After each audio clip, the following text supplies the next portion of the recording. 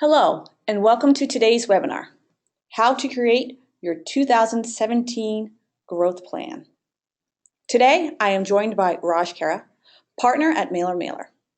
Today, Raj will be discussing detailed roadmap of what to do and what not to do when creating your marketing roadmap.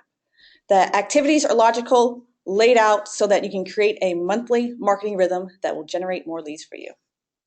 Before we get started, I'd like to go over some brief housekeeping. If you have any questions during the webinar, feel free to submit them to the chat or questions panel to the right of your GoToWebinar screen. We will be answering all your questions at the end of the webinar, so please take advantage of this opportunity to submit your questions.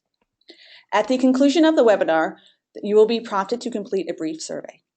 Please take a moment to tell us what you think as we continuously improve the content and quality of our online events. Now, without further ado, I'd like to pass it over to today's presenter. Raj, take it away. Thank you very much, Sarah, and welcome everyone to today's webinar on marketing. Some of you may have seen some of the webinars I've presented in the past. This webinar is going to go into a lot of strategies to help you grow your business, specific tactics as well. We're going to be recording the webinar, and Sarah will get the link to you as soon as the webinar is finished. It's going to run about 45 minutes or so.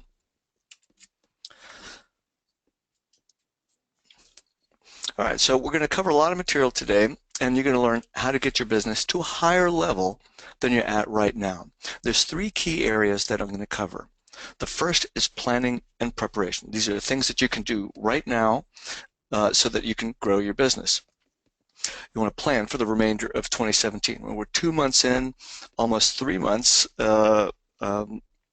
which is going to close out the first quarter. You know, when you think about things slowing down a bit in the summertime, and then again in December, there's not a whole lot of time left to really plan and start growing in 2017. So you really want to take some action right now.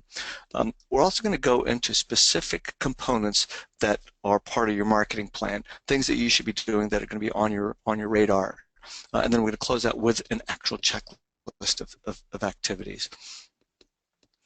So this is how most MSPs grow. They sort of wait for clients to show up, and that's also known as word-of-mouth marketing or waiting for referrals. The word-of-mouth not really a scalable marketing strategy. It doesn't lead to predictable growth. So if this is you, you're going to find this webinar really useful. Stay tuned to the end of the webinar because a bonus for attending today is a complete month-by-month checklist of things that you can do that will generate qualified leads. If you've seen our marketing plan template before, this is an updated version for 2017. Let's start here. Everybody wants to grow. Everybody wants more sales. Most companies have a fuzzy concept of what growth really means. And if you want to take your business to a higher level, you have to be a little bit more concrete about it. I'd like you to think about how much you want to grow in the remainder of 2017. As I'd mentioned, we're 2 months in already. That's about 20% of the year gone. So for the rest of the year, are you looking for 1 or 2 new clients? Or are you looking for 10 or 12 new ones, or maybe more than that? You need to have a monthly quota to reach your targets because otherwise you got this random concept of what growth is, not something concrete that you can drive towards and also to monitor your progress on. If you're not sure how to calculate what your quota should be or how many new clients you want or how many you can handle, which is really why I posed that question, here's how to figure this out. So let's say on average, every new client you get is worth $500 a month. Now yours may be more. I know many clients who are, many MSPs whose clients are $2,000 a month or more. Let's just stick with $500 a month just for this example to make the math simple. At $500 a month, that means that's $6,000 per year. Let's say you have a 3-year contract and the average client renews it for a year, it renews it at least once, and so they stay with you for a total of 6 years. And that means you earn a $36,000 amount for their customer lifetime value. So every new customer you get, you're going to get $36,000. Pretty simple math. So doing this exercise allows you to start thinking realistically about how many new clients you want to add. If you get 3 new clients, that's over $100,000 in customer lifetime value. Well, let's say your average customer spend is $1,000 instead of $500. That means your average customer lifetime value now goes to about $200,000 for having 3 new clients. So if you add 10 clients, that's almost $750,000 for your business. So that's some pretty serious cash to take home. First, you have to decide how many clients that you can actually ramp up without degrading the quality of the work as you hire more staff. When do you get paid from your clients compared to when you have to meet payroll?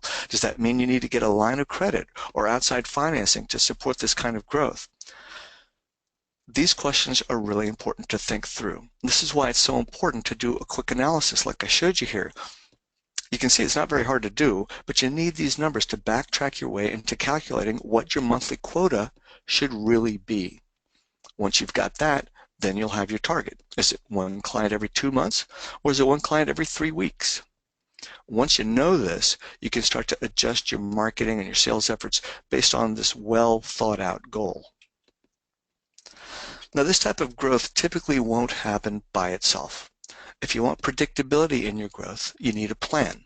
Now, your plan doesn't have to be complicated. I personally love using checklists because they make life so much easier. It's like when you set up a new customer, you probably have a list of onboarding tasks for new clients. Same thing here. So the process starts with planning.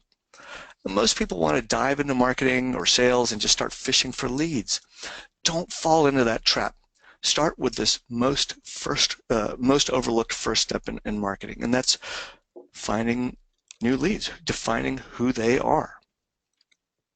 It sounds simple, but most people don't do this, and then as a result, they end up spending a lot of money, a lot of time. It doesn't really grow their business. You need to have a written detailed profile of your target market, which is known in marketing circles as a buyer persona.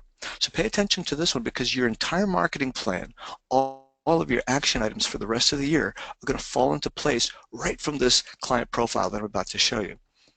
The high-level questions to ask yourself are who buys your services, and I'll get into detail about this in a moment, and do they think of you as a managed service provider, as an MSP? So whatever you call yourself, you want people to be able to find you for that term, right? Makes sense. If you're calling yourself an MSP, if that's what's on your website and in your other marketing material, let's take a look at the actual data on what search volumes says. So this is the number of searches on your screen. You can see the number of searches that people do each month on Google. So this is extracted from tools like Google's Keyword Planner, another tool, it's a paid tool called SEMrush. These are tools that are used for SEO analysis. So for the term managed services, there's 3,600 searches being done, and managed service provider, there's 1,600 searches being done each month. And this includes all types of managed services, not just IT. It could be managed healthcare services, something that you probably don't provide. So let's do this. Let's get a little bit more specific about the kind of services that you do provide, IT. So we'll put in the term IT. So that changes the number of searches quite a bit. You can see what happens. Managed IT services, there's 1,100 searches a month, and managed IT support, also a related term, 110 searches per month. So quite a few fewer searches, but much more qualified. Now let's do this. Let's drop out the word managed. Look at what happens to the search volume. When you combine IT support and IT services, that's a whopping 8,000 searches being done on just those two terms alone. That's 60% more than if you included the term managed. And on top of that, these are specific to IT. So let's take this one step further. Look at these additional terms. Again, all specifically related to IT. This adds another 5,000 searches that are being done on Google. A quick note about the term data backup. When people search for this term, they could be looking for backup options for their iPhone. So you really need to tweak the terms that you want to be found on for things like data backup. So it may be something like server backup or secure data backup, business data backup, things like that. So when you consistently add in pages on your website that talk about these terms, you start to increase the potential that someone finds you just by doing a web search. I mean, there's a lot of people searching for these types of terms that would be appropriate for you to have. Think about it. A few simple tweaks to your site, and you've got the potential to reach triple the number of people doing web searches each month. In a few minutes, I'll actually show you how you can convert a web visitor into a qualified lead rather than just having them take a quick glance at your site and then leave. Getting back to your buyer persona, what kind of information do you need to put in it? This is your ideal client profile. So there's going to be a lot of information on this slide. I'll leave it up here for a bit so you can copy it down, or like I mentioned, we'll send a link to the video out shortly.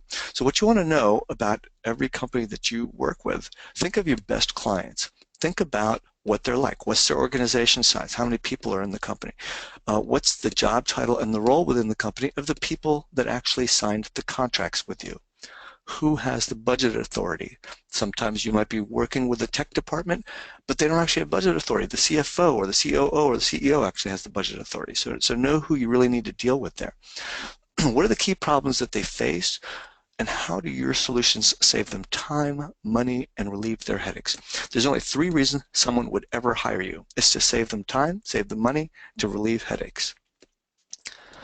Think about the roles that influencers have. So again, possibly internal IT people, maybe outside influencers like a company's accountant or their lawyer. Those are also influencers. Look for buying cycles. If you service governments, they always have some sort of fiscal buying cycle. So you need to tie into when they actually make their purchases, when they allocate their money. And this one's a really important one. Which professional associations do your best clients join? Which conferences do they attend?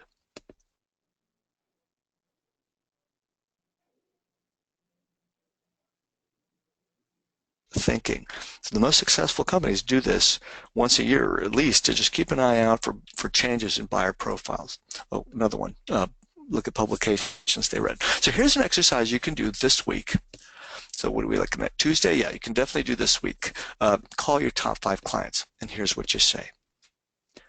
Hi, John. This is Raj from ABC IT Solutions. We're taking a quick survey of our customers, and I was wondering if you had 3 minutes to spare. I've got some really simple questions. Now, ask the questions. These are the questions that you want to know. When you selected us for IT services, who else in your company was involved in the decision process? What factors were important in your evaluation? Why did you pick us over others? Where did you find out about us? That's actually probably the first question you want to ask. It's a very easy question, and people will tell you all kinds of things. It'll give you good data. What associations do you belong to? Which conferences do you never miss? Now take detailed notes. You might have some other questions that will round out your client profile. Once you know this information, you'll effectively build a roadmap on how to find more clients just like them. These are your top clients for a reason. They don't give you headaches, they're easy to work with, and they pay their bills on time. And by doing this persona analysis, you can actually figure out what makes them tick and where to find more people just like them. That's what these last couple of questions address. Now, after you've finished asking those questions, say this. Hey, thanks so much. I really appreciate your input. We're doing some internal market research, and this information is really helpful. And then ask them this question. It's a referral question. Now, remember, you're not just calling them up to ask for a referral. You can really use the data that you've just collected. But hey, you know, if you got them on the phone already, why not ask? Sometimes their first reactions can be, no, I don't really know anybody. So give them ideas. Maybe other people in the association that they just mentioned. Maybe their accountant, maybe their lawyer. Now, if you have at least 5 or 10 conversations like this with existing clients by this Friday, you'll very likely turn up at least 1 new qualified lead. This will take you about an hour, maybe 2 hours. You'll get excellent data on your target market, and plus you'll turn up a new lead. Pretty easy strategy to follow. So once you've profiled your ideal client, you can start to unravel this mystery of other people that are just like them. Do this. Look at where your ideal clients hang out. It could be association meetings, chamber of commerce events. It could be conferences that are in their industry, not just your industry. I mean, you might want to go to conferences that are I guess you want to stay in touch with your technology, so that's important too. But go to conferences that other people attend, your prospects attend, workshops, outings, golf outings, fundraisers, those kinds of things. Those are also really important. I know one of my friends was talking about where they met most of their clients, and it was actually at golf outings because they've got an opportunity to really just hang out with somebody for hours. When you identify these places, call people up, ask how many people attend, what kind of people attend. What you're looking for is for people that match your ideal client profile, that buyer persona that you just created. So look for job titles, roles of people that attend. Do they match your profile? If they don't match, go on to the next association. You want to find places where your best clients could potentially hang out. So when you find an organization that's got a lot of prospective members, join it and get active. Don't just pay the dues. That's really just a waste of money. Your dues are just your admission ticket to join a conversation. So again, be very selective on how you spend your networking time. If your prospects aren't hanging out at your local chamber, stop going there. So make sure that you know where your clients hang out. Get those events on your calendar. That will actually make it so that you can meet them. When you network at meetings, don't sell. If you're doing the talking, that means you're not doing the listening. Has a client ever told you they hired you because you talked a lot? No, they hired you because you listened. So when you're mingling with people at a networking event, look for common bonds. Look for things like, I should say things that establish that bond. These are very easy questions to ask. I call them relationship building questions. You can ask them at any type of event. Do you live around here? If they didn't, you can say, hey, what made you move here? Did you grow up here too? You might find other opportunities, things like maybe common bonds where your children go to the same school, or maybe you went to the same university as them. All these things start to establish a bond. And when you get comfortable, that's when you can start asking about their business. How's business? What's the biggest business problem you're facing today? You don't want to offer solutions that fit your business immediately. In fact, some of the problems that they might be facing have nothing to do with you. So if they say, oh, we're looking for a graphic designer, to help us to update our website, and that's not something you do, don't let that comment just go by the wayside. Chances are, if you went back and look at your list of contacts that you have, you probably know a designer somewhere in there or a web development firm that you can refer them to. So you can say something like, hey, I might know someone who could help with that. Would you have a business card? I can introduce the two of you to see if it's a fit. So what happens when you do something like this? You're becoming the connector. You're watching out for their best interest. You're building relationship points. Even though they don't have an IT need that you can solve right away, at least not right away, you're building that connection. And that way you can keep in touch. You've collected their business card. And you leverage these connections to build your prospect list. Now, I talk to business people all the time who've got stacks of business cards that they've collected over the years. You might even have some tied in a rubber band sitting on your desk somewhere.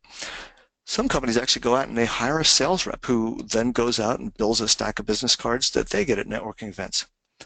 Well, what happens to those contacts if they're not ready to buy IT services when you meet them?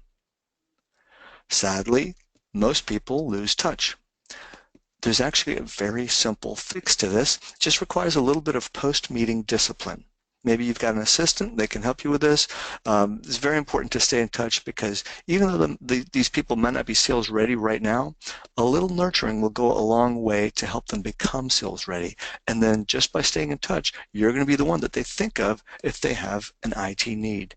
And people have IT needs at random times. They could get an attack happening to them that really messes with their data, and their current IT company doesn't do a good job. They're going to be looking for a provider. You want to be the one they think of first. And the way you do that is you stay in touch. So it's really important because, like I said, that nurturing will go a long way. You'd be shocked at how many times you can close a deal from someone that you met even 2 years ago if you stayed in touch. So add them to your customer relationship management tool. Connect with them on LinkedIn. Put them onto your email list. And then follow up with something useful, not sales pieces.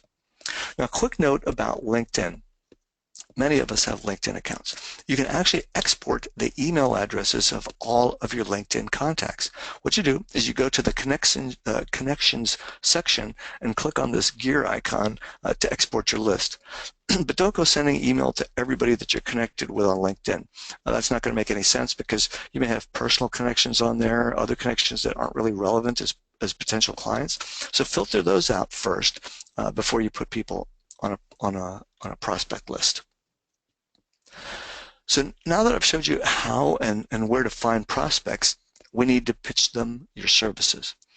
An extremely effective way to do this is to invite them to attend a seminar on a trending IT topic like ransomware. Ransomware is a particularly good topic. It's very timely right now. People are scared about it. And these seminars or webinars that you give can give you an opportunity to demonstrate your IT expertise. So remember that ideal client profile that we talked about, that buyer persona, the one that you're going to do this week? Don't just use it to identify places to go and network. Use it to figure out where you can present a seminar on things like how ransomware can destroy your law practice and how to protect yourself. So don't just give a fear, give a solution to it. Like that's why I closed it out with and how to protect yourself. If you target lawyers, this is a pretty compelling event to attend. If you want to target accountants, change that, how ransomware can destroy your accounting practice and how to protect yourself, and so on. So your topic's going to be similar to each group, but the thing is, by tweaking it for that individual group, they're going to appreciate it because they're looking at you as having a very tight focus on their type of business, and then you're going to be able to repurpose this seminar onto different audiences and to different groups. It also doesn't have to be a seminar for an association. You can host a lunch and learn for your contacts at a local restaurant. So just get a round table that allows you to have an intimate discussion with people. In fact, one of our tools, MailerMailer, actually allows you to do zip code radius targeting, so you can reach people specifically in one zip code, because if you live in a metropolitan city, people might not want to drive all over town to attend your lunch and learn, but they wouldn't mind going someplace close by. So those are ways that you can get people to attend. So creating a seminar is actually pretty straightforward. With a tool like Prestacular, we actually give you slide decks to use so you can start doing it immediately. You don't have to write anything. But if you wanted to produce the content on your own, here's how you do it. Sit down as if you were going to educate a client in person. What would you say? How would you present it? Which topics would go first? What do they need to know? Be very open, very forthcoming. Just basically give away your knowledge about how to do that, how to protect themselves from ransomware. So to market this webinar, write a description of what they're going to learn. A few bullet points is usually good, and then add a catchy title to draw people in, like the one I mentioned on ransomware just a moment ago, and then practice it. And once you've done that, you are ready to present this to association events or to individuals that are on your radar at Lunch and Learn. So let me just give you an example of a ransomware webinar that you can create. Talk about what ransomware is, examples of companies who've paid a ransom. What you want to do is have people who are attending identify with the stories you're telling. You want them to see their lives playing out in what you're talking about. That's how you start to create that emotional connection with them. Talk about ways to protect your business, how data backup is so critically important for something like this, how to recover without paying a ransom. Again, a really strong lead in to data backup. See, if you went and you tried to pitch people backup solutions, they might not fully understand the depth of why this is so important. But when you frame it in a context of this story about how different people are paying tens of thousands of dollars in ransom, then you really start to create a compelling story. Another thing you can do is give away a guide at your event that people can share with their staff and with influencers. Now, if you pitch this idea of a webinar to a handful of associations, several of them are going to invite you to speak. So when that happens, I guarantee that you're going to get in front of qualified prospects. So then offer that guide, collect business cards. You're most likely going to have a pretty good pipeline of qualified prospects very quickly when you do something like this. But as you get deeper into your 2017 marketing activities, you're going to want to revisit your marketing material too. You want to make sure that it's educational and not strictly sales. There's a place for both types. Just keep in mind that people tune out when they start to see too many sales pieces. So here's what I'd recommend. Think about how you buy professional services. How do you buy anything, really, for that matter? And when you buy a car, you don't just say, wow, this brochure was pretty awesome, I'm going to buy that car. Nobody does that, right? When you think about when your buying decision process, chances are that you like to read things like checklists, guides, reviews, white papers, books, case studies, things like that. Well, your prospects are no different. You know, they're going to want to get educated on things. You like seeing case studies because case studies help you identify with like companies. Nobody prefers sales letters. So that's really important to educate them. So that big glossy brochure that if you're looking at printing up or maybe you've already done, after that sales meeting and you're handing that brochure to somebody, chances are that brochure is going to end up in the trash. But if you instead maybe printed up some nice presentation folders, filled them up with educational pieces, those have a higher chance of getting passed around. Your marketing material includes your website. Now, I talk to a lot of MSPs. I have to say that probably 80 or 90% are unhappy with their website. Some are unhappy with the look and feel of it, which is an easy fix. There are so many templates out there. You can make a couple of tweaks, and you have a very original looking website. But a lot of people kind of get hung up on the content too. So I'd like you to think about the last time you saw a website and you said to yourself, wow, this website is so attractive that I absolutely must buy services from this company. I don't think you've ever done that. I've never done that. But on the other hand, have you said to yourself something like this? This website really explains what I should be thinking about and why. I should contact them. I mean, chances are you've done that maybe a couple of times this month already. This is what you want your website to do for you. You want it to become a lead generator. At the end of today's webinar, I'll show you a website content kit that can completely change the game for you. If you've ever thought about updating your website but you haven't moved on it yet because you or someone else has to write the content and that's just a big pain, well, we've got a website, an MSP website content kit that's the answer to this. It's got over 7,000 professionally written SEO-friendly words ready to copy and paste, even edit. It's a lot easier to edit something than it is to write it from scratch. So stay tuned. I'll show you how to get this kit at the end. Here are a handful of examples of marketing materials that you can post on your site, share with prospects, use to attract new leads. These sell without selling. Talk about things like what files they should back up nightly and why. Don't talk about data backup services, just talk about why they should be backing certain things up. Talk about what they should do before they throw out an old PC, not your latest specials from Dell.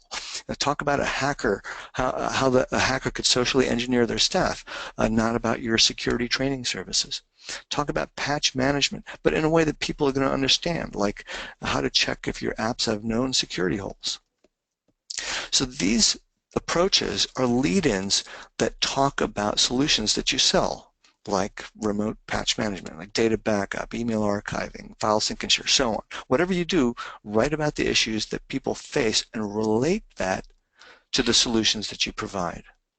And by the way, a little side note, many IT companies find that it makes a lot of sense to outsource writing a lot of this type of content, significantly cheaper than doing it yourself. And if you get stuck doing it, you might not actually finish doing it. And, well, you're never going to have time to grow your business then if you're stuck on this. So consider leveraging outside sources to make things move a lot faster, smoother, a lot easier. Another thing you can do to really, really generate more business is to send email newsletters. They are the ultimate keep-in-touch tool. They blow away print media, social media, just about any other form of direct response marketing. And this is not just me saying this. The the Direct Marketing Association reports that the return on investment for email is over $38 for every $1 spent. That's huge. That is really, really big. So if you're not taking advantage of email marketing to promote your business, you really should be. It's very fast, fairly easy. It gives you a tremendous amount of analytics to help you close sales. And remember, we talked about nurturing clients who aren't ready to buy yet, all those cards that you're collecting from these networking meetings or anywhere else that you're meeting people, maybe your LinkedIn profile, you're able to get access to a list from there. If you don't nurture people, if you don't tell them what's going on and position yourself as that trusted IT expert, they're going to forget about you. And when they have an emergency, they're not going to really think of you. Now, a newsletter doesn't mean that you're sending out product material or information on a special sale that you've got. So some companies that I talk with say, hey, Raj, we're already doing this. I get ready to use templates for my vendors. Well, here's the thing. Vendor templates are all about vendor products. They tend to be more promotional. Now, how would you react if all you got from a company was promotional emails? You'd delete them. You know you would. Your newsletter should be different. It should be informative. One of our clients sent a newsletter, again, not a promotional piece. He sent it about the end of support for a popular Microsoft product. He sent it out on a Tuesday morning, and by Friday, he'd closed $25,000 in new business, and he had a lot more in the pipeline for the following week. So successful newsletters have a formula. Here's how to write the opening for that. Always include a person's name. We've found that when you include the recipient's first name, you actually get a higher response rate for your email campaigns. Include some information about what you're going to be talking about. So, for example, in this screenshot here, it was about what hackers are planning next, different types of security issues, and then have a little table of contents. Easy ways to make your PC faster, security alert, something about hackers pursuing personal data, not just credit cards. And in this particular case, there was included a business article because the audience, the contacts that this customer actually wanted to send out, responded well to those too. The other thing you want to do is you want to include your contact information right there on the page. You don't want people hunting for it. They might reply to the email, but you also want to put in your phone number. Just make it very simple for them to contact you. And then always, always, always include a call to action. The call to action is what's going to drive someone to do something. It could be to reach out to you. It could be to recommend you to a friend, send you a referral, things like that. So, one thing you could do is make a list of calls to action and then just sort of use them periodically as you go throughout this process. Here's an idea that you can try this week or next week. Now, Microsoft is a wonderful company that provides so many marketing opportunities for everyone, you might not even realize that they're doing this. Every year, they have end of support for a lot of their products. Like this year, 2017, we're seeing end of support for Office 2007, some other products too, and there are a lot of people still using these products. So if you sent a note out to your contacts that said something like this: Microsoft is ending support for several of its products in 2017. This means they're no longer going to provide security patches, which leaves computers vulnerable to attacks. Would you have a few minutes next week for a quick check to see if any of your systems will be affected? And if you want, you can even list out some of the products like older versions of Excel, Word, and so on. When you start using those products, people actually will get scared if they're using them because nobody wants to be exploited through a security breach. Now, I wouldn't recommend sending your emails or your newsletter through Outlook because you're not going to get any tracking details. The beauty of email newsletter tools is that you get very detailed metrics to help you close more sales. You can find out who's clicking on the articles, which ones they're reading, which ones they're responding to, and then therefore who's most likely ready for a sales call. There's only so much time in the day. You want to spend that time talking to people who are likely ready to buy your services. So before we dive into the detailed marketing plan. So I'm going to give you a complete checklist, quarter by quarter, of specific things you could do. Before we dive into that, though, I'd like to ask you a question. What do you currently spend on marketing? Most IT companies spend very little, if anything. A lot of times they feel like they just want to do it themselves. They don't put as high a value on marketing, which is growing your business. Now, as a result, they grow very slowly, if at all. Think about where you were 12 months ago and where you are right now. If you haven't grown as much as you wanted to, you might end up having that same conversation in February of 2018. You don't want to do that. You want to start growing your business because that's going to create value for you, increase the value of your business. So if you're looking to eventually get bought out, if you're looking to to increase your profit margins, you need to have a plan. So invest in the tools, the resources to support your sales process. It's a very critical step in getting that consistent growth. So when you think about the lifetime value of a client, like if an average client was worth $10,000 a year and they stick with you for 5 or 10 years, that adds up. So what would you spend to acquire $50,000? $100,000 over a customer lifetime. So think about where you want to be in a year. We talked about how to plan for that earlier on, and then you start planning your strategies. So here we go into the detailed marketing plan. Now that you've got all the elements that I talked about, we just need to put them into this action list, and that really becomes your plan. So remember, at the end of the webinar, I'm going to give you an actual copy of a month-by-month checklist of activities that you can do. So for the webinar, instead of doing it every single month, we're going to do it by quarters to make it just a little bit more efficient. So quarter one, we're not right now, start doing your planning. Make a plan. You can just copy the plan I'm going to give you, pick your team, pick your tools, identify who's going to do what, and then create an ideal client profile, which is your buyer persona. So I showed you how to create that. Just make some phone calls this week. You can have your ideal client profile by the end of the week. Put your contacts into a CRM tool. Don't leave business cards just sitting on your desk or in your Rolodex. Put them into an email list tool so you can reach out to them. Identify organizations that your clients belong to. That's going to be pretty important too. Then interview 5 or 10 clients on why they picked you. That's the activity. I'd love for you to do it this week, maybe by at the end of next week. That's great, but once you do that, you're going to have a complete roadmap because people will tell you why they picked you and you'll know how to find more people just like them.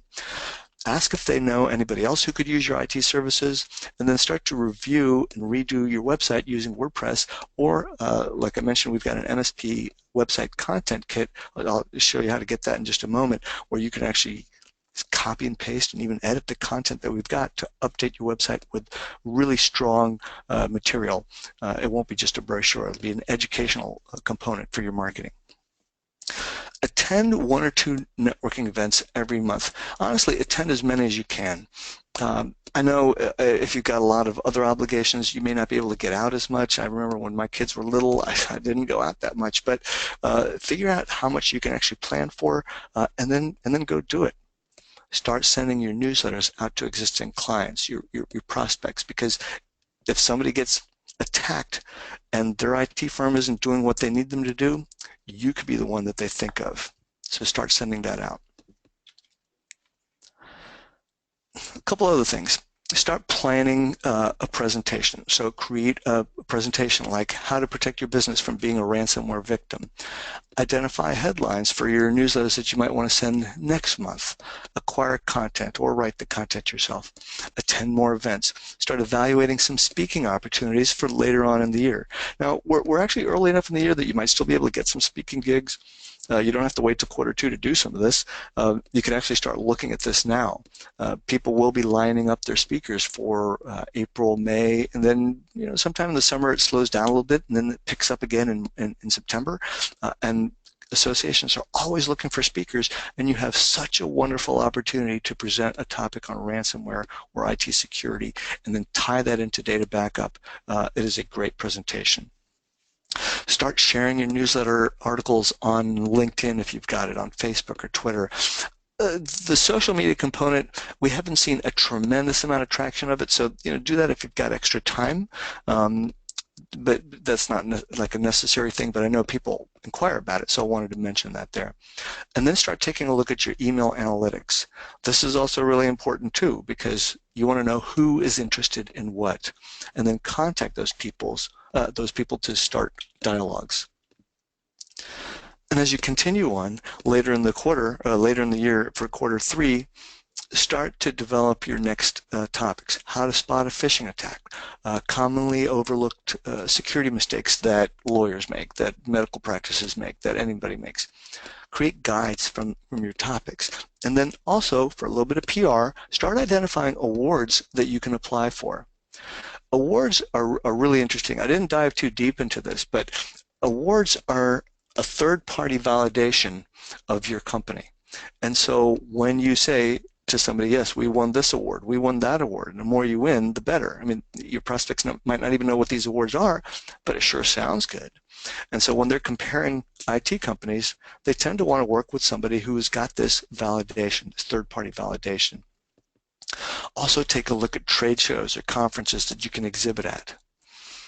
And then the activities to do, send your newsletters, look at the analytics. You'll start to see this rhythm develop here over time. Start making contacts with the people that are responding to your activities, send out a press release to promote your seminars, contact other organizations, host a webinar for them, lunch and learn for them. And then as we get closer into the last part of the year, take some of the guides that you would have developed along the way, post them on your website form, on a website, post them on your website with a form in front of them. So you might have done this yourself at some point. Download our guide on blah, blah, blah. Well, you can put that on your website. Say, download our guide on protecting yourself from ransomware.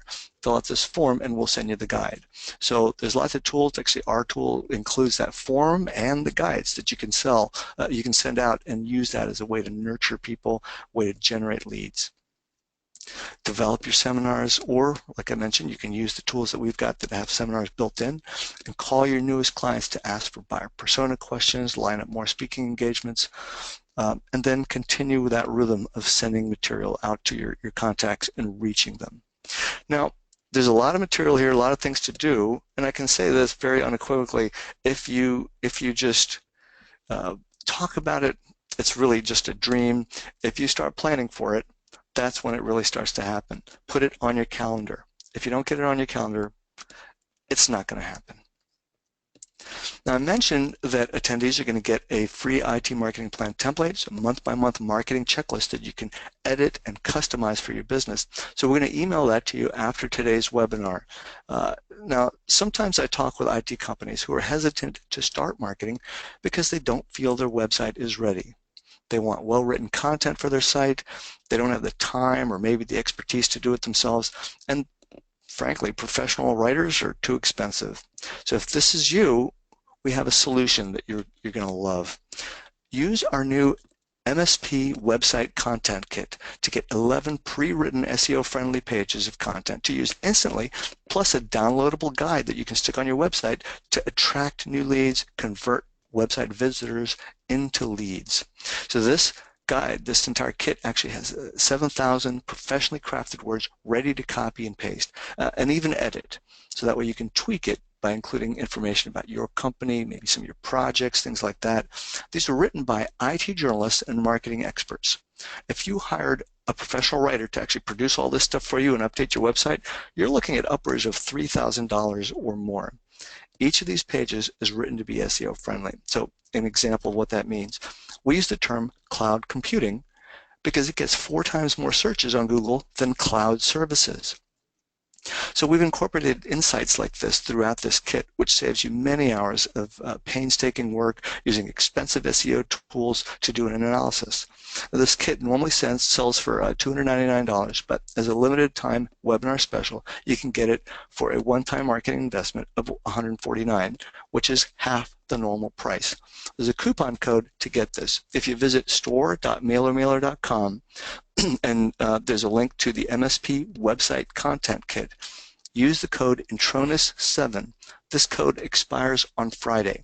So if you're attending the webinar, great. If you're watching this on a replay, the code expires Friday, March 3rd, 2017, and you can get it for that 50% off. So if redoing your website's on your list, if it's on your to-do list, get this content kit, and then you can be done in about 20 to 30 minutes from right now, and you can check it off your to-do list. Now, if you've already got a website that you're happy with and you want to take your marketing to the next level, but you're strapped for time, there's a really easy, affordable way to do it using a tool called Curated Newsletters. This is a turnkey, done-for-you marketing automation solution for small IT companies. Here's how it works. Every month, we create and send an email newsletter with informative articles that are curated from the web. Our writers carefully draft all of the messaging, which is the opening, the teasers, the call to action. Just like that example that I mentioned earlier in the webinar, we write all of that stuff for you. You don't have to even think about it. You don't have to learn professional copywriting. You don't have to learn professional design. It is all turnkey. You get a monthly marketing rhythm that nurtures every lead, increases client retention, boosts your referrals, and it attracts new business. And the other nice thing about this is it's month to month, so there's no long-term contracts. You can sign up now, try it out, and you can cancel anytime. Now, usually the biggest holdback in getting marketing going for your business is taking that first step. So we're offering a special bonus of free setup plus 20% off the monthly subscription if you sign up by this Friday. So visit curatednewsletters.com, and you can just click on the create account form right there and sign up directly. So if you've thought about marketing, if you're short on time, resources, know-how, whatever the reason, take that step right now to grow your business. You can use our MSP website content kit to get pages for your website, and then you can use Curated Newsletters to automate your marketing. It'll do a big chunk of your 2017 marketing plan automatically at a very affordable price point. As I've mentioned, you get 20% off if you do it now. If you've seen me on some other webinars, you might know we've got a full suite of IT marketing tools. It's like having an experienced marketing person on your team without the high cost and overhead.